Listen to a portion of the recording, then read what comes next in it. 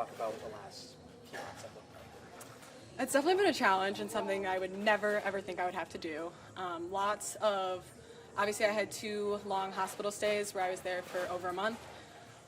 Lots of doctor's appointments in between that time when I got to go home. Now I'm doing weekly doctor's appointments, but there's been a lot. I've just basically my life has been surrounded by the hospital the past couple of months. But all treatment, which is good because that's going towards bettering my health. You're back tonight. Just kind of first emotions. I know we haven't gotten to the cool part yet, but initial thoughts being back. Right when I stepped in, feeling a bunch of emotions, excited was the biggest one, but also actually really nervous. And then right away when I came in, I saw one of my fellow student athletes, and that kind of calmed me down. I started seeing some other people, and then I saw my team. So I've calmed down a lot since then, and now it's just mainly excitement, and I'm super happy I could be here tonight. Sure. Another thing I want to ask you is, your coach said that you came to a volleyball camp here a long time ago. Very long. Just now you're ended up back here, and it's kind of a full circle moment. What about that experience made you know you were going to come here? I would say, from the beginning, it was so long ago, but you can just tell when a place is welcoming and inviting and wants people to have a good time. There's camps that you go to, and they aren't always the best to their campers, and Green Bay is just great. They've always been great, and it transpired throughout my whole recruiting process. It's transpired through my whole time being here, and even more so now that I've been going through cancer. It's been above and beyond now. Sure. What do you think it is about the university or the campus that makes it feel that way? Anything in particular, or just? Honestly, the fact that it's a smaller university, I think that a lot of the athletics are connected, and that we have a lot of relationships with each other. And I think that's kind of allowed for me to have, I've had all these relationships with people in the past, but I think that's allowed for me to feel like I have such a tight-knit group of people surrounding me and so much support. Only got a couple more for you. Your coach also told us you're going to have a little standing ovation for you pregame. Okay. I know you haven't experienced that yet, so you can't tell me how it feels, but just what do you think you're going to feel now? Probably an overwhelming feeling of emotions, and maybe I should say, how would I word that? Feeling overwhelmed with emotions, maybe some sadness in terms of wishing that my situation was different, but also so much joy in the fact that this is what it looks like for me, because a lot of programs may not do this type of celebration per se for a circumstance like this. So yeah, I wish things were different, but I think that this is the best case scenario, and I'm super grateful for everything that Green Bay has been able to do for me. Yeah, I think maybe just 1 or 2 more. Just the whole experience. I think it's something that kind of everyone thinks won't happen, right? But then it does. Yeah. And just kind of what have you learned about yourself since this has happened? From the very beginning, the beginning was the worst. It's my life is going to change. It's a depressing time for sure. But I feel like throughout all of it, I've learned, I feel like I've always considered myself a strong person, but you don't really know how strong you are until you go through something like this. And you're put into a situation where you have no other choice. So strength is definitely a big one, but also keeping my spirits high. It's a situation that you kind of can't afford to be super upset and all the time. You can, but it's not going to do me any good to be upset and dwelling over all of this. I can only move forward. I can only grow and go through my treatment, and it sucks, but it got better. I am doing a lot better now. So last one is there anything about any of your experiences, whether it's as a volleyball player or within the last few months, that I didn't ask you about that it's important to know?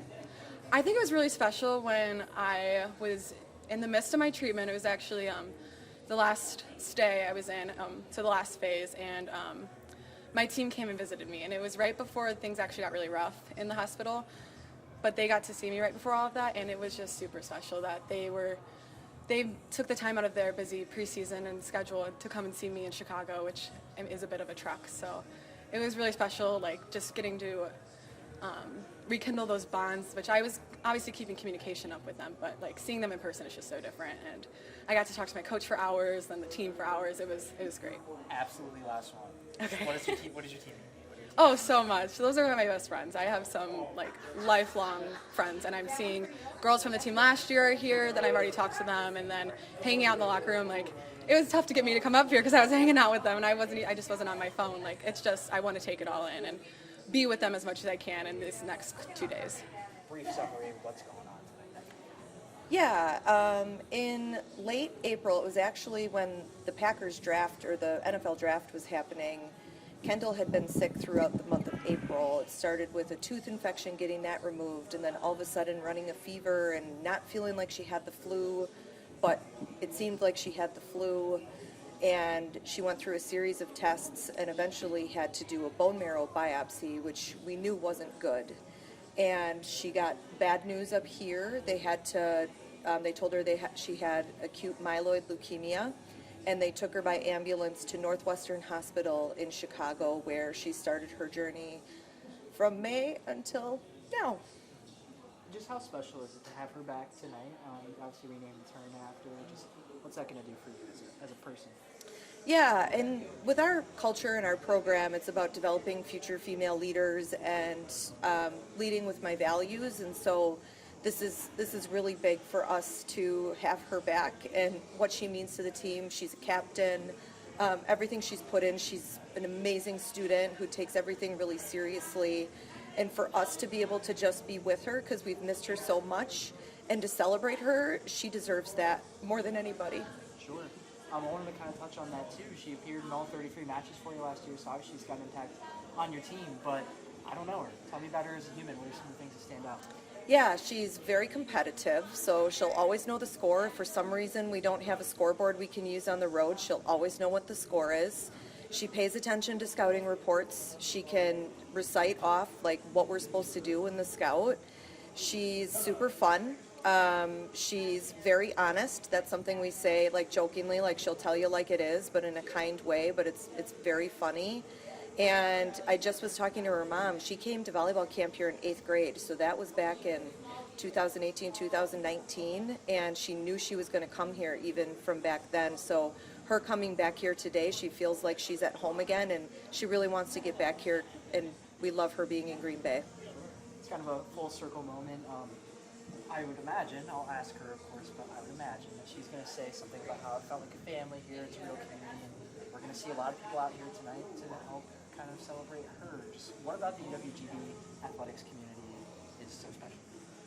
I know a lot of student athletes are going to show up for her. I know that the community is going to show up for her, and we're going to do a standing ovation for her before the match starts. And I told the team yesterday it's going to be emotional, but not labeling it as bad, but we're just going to feel those emotions and really work on being mindful and present and really soaking in the moment, because a lot of us are going to remember this for the rest of our lives. Sure. Does she know about the standing ovation? Yes. Okay, I'll ask her about it, but she didn't Yeah. know that I wasn't going to say anything. Yeah, we also unveiled a legacy locker for her, and so when we just got her locker room redone, and we had a curtain over her locker. It's really pretty. On top of that, it's a legacy locker that has a little plaque that will always be there even after she leaves that locker, and just making her feel as special as possible and giving her things to look forward to. Yeah, I think I got one more for you. The GoFundMe, they raised almost $50,000 already. Just how have you seen kind of the people around here? Yeah, I mean, people need a lot of help in these moments. Even taking the ambulance to Chicago, I think, would cost a huge amount of fortune, and all the support that they can get is so necessary because she's on so much medication. She's been in the hospital all summer, and we really need people to support their family. I know she's behind me, but is there anything that I didn't ask you about that you think is important to mention?